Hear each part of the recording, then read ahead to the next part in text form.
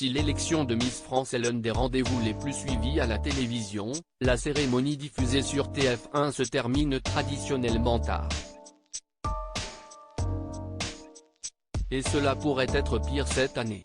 On vous explique pourquoi. Cette année, les 30 prétendantes au titre de Miss France 2023 font leur cinéma.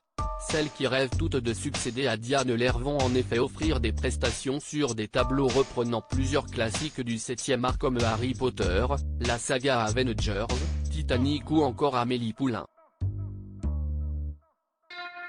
Et visiblement, Jean-Pierre Foucault nous réserve une petite surprise comme l'a confié mystérieusement l'animateur lors de la conférence de presse, particulièrement tendue, qui s'est tenue le vendredi 18 novembre dernier dans le 8e arrondissement de Paris. Miss France 2023 fait sa révolution. Absence des Miss au JT de 13h de TF1, évolution du règlement du concours désormais ouvert à davantage de candidates, départ de Sylvie Tellier, arrivée de Cindy Fabre, changement de décor. Cette année, l'élection de Miss France fait sa révolution. Ou plutôt son évolution comme préfère décrire le producteur Frédéric Gilbert.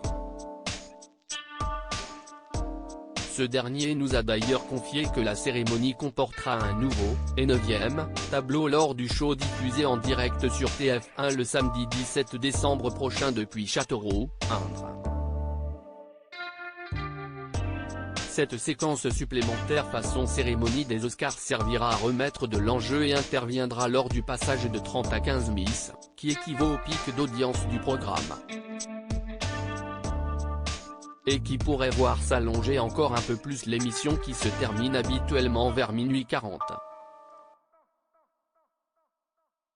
Miss France 2023, la dernière de Sylvie Tellier. Une donnée que la production garde toutefois en tête, hors publicité, l'émission dure déjà 2h50 et on essaye de ne pas monter à 2h55 3h00 confie Frédéric Gilbert.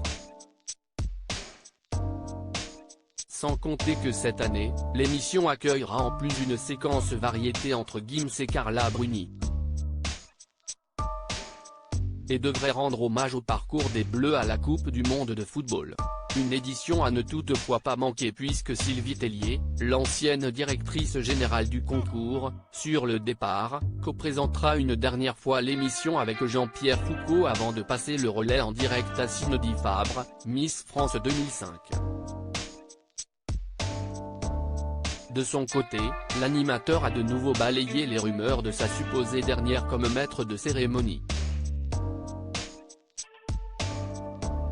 Pour rappel, 7,3 millions de téléspectateurs étaient branchés devant la cérémonie l'année passée avec un pic à 8. 8 millions pour le sacre de Diane Lair. À lire aussi Miss France 2023, les portraits officiels des 30 candidates.